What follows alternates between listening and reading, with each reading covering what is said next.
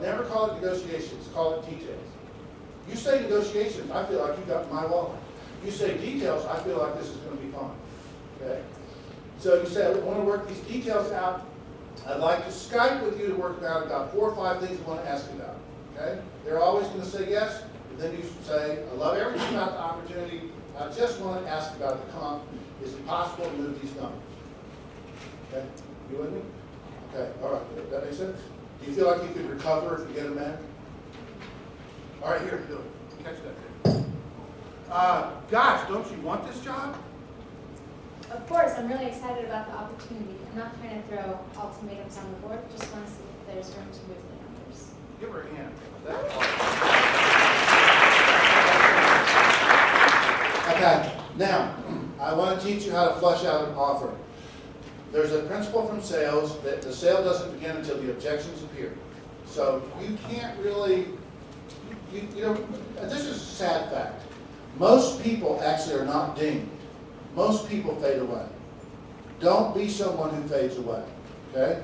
So if you're in conversation with a company about being hired by them, don't be one of those people who fades away. You haunt them gently until you either get hired or they tell you to stop, okay? So this can take a while. Haunting takes skill. I like it if you can alternate modalities of contact. So if you become active with somebody, and they say, maybe, we might hire someone like you sometime, or maybe there's even an opening involved, then you send them, I'll give you the alternating modalities of contact. Send them a tweet, forward a tweet to them, leave a voice message on their cell phone, call them at the office, leave a voice message. Mailing things in the United States mail is so unusual for young people that if you want a hot tip, you can be interesting just by mailing something to somebody. They're like, oh, this came in the mail from someone under 50. Wow.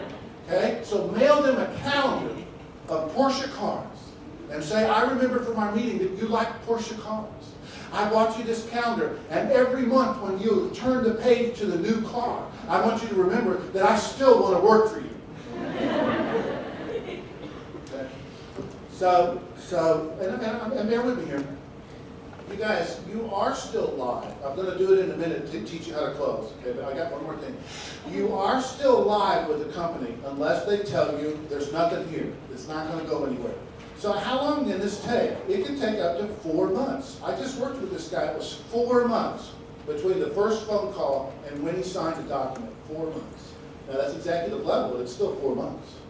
During that 4 months, all he would have had to do is lose interest for this to stop. You have a question? Yes, what if you're on an eligible to hire list? You're on an eligible to hire list? Yeah. Great, then you tickled him. Paul, it's been 3 years since we met face to face, but I'm still interested in your company and would love to know what it would take to move this project forward. I'm outside your house.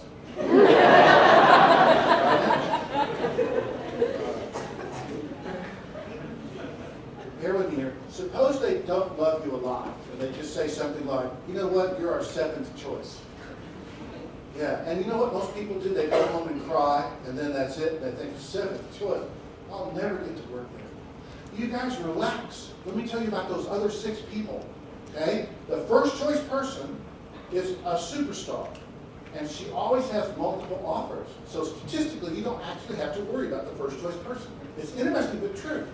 So she's like the prettiest girl in high school. She's going to go to the prom. Don't worry. If you don't take her, someone else will be happy to step forward.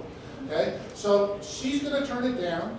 Then the second choice person, every time somebody comes up to be a first choice, they're going to get second and third interviews. And this is a phenomenon.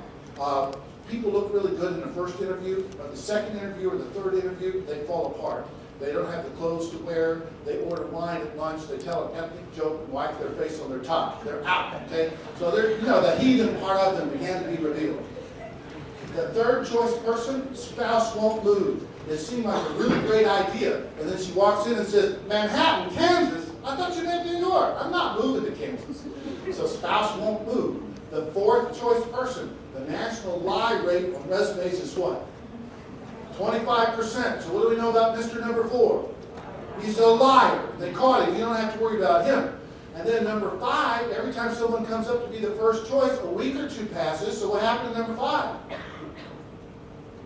She's got another job. They call her and she's like, hey, I'm already working somewhere. Forget about you. You should have called me a month ago. Then number 6, we know what happened to number 6. She failed the drug test. Okay? You guys, drug tests are a form of intelligence test. If you can't pass a drug test, you're too stupid to be doing drugs. Okay, so who gets the job?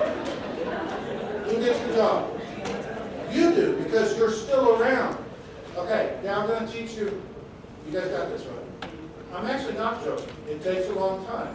You need to still be. You know what happens? The manager looks up and says, you didn't hire anyone yet? Hey, I need someone in here on Monday. And then here's your little nudge. Here's the Porsche car calendar. You're like, hey, that guy's weird, but he can start Monday. Okay, so here's how you close. Madison, we've had several meetings. I've done my due diligence. I've really looked into the company. I really like what I found. I went to LinkedIn and found a bunch of people who don't work here anymore, and they all raved about what a great experience it was and how beneficial it was for their careers. I'm ready to make a decision. What do I need to demonstrate to you to make you comfortable making an offer to me? That's closing language. What do I need to demonstrate to you, prove to you, or show to you in this meeting to make you comfortable extending an offer to me? And then, whatever she says, you've got to deal with that. Maybe she says, your finance background's a little weak. And you say, I've made an A in every class I've ever taken that had to do with math and finance or accounting. It gives you a chance to fight back or demonstrate against your objections. I hope I'm making sense.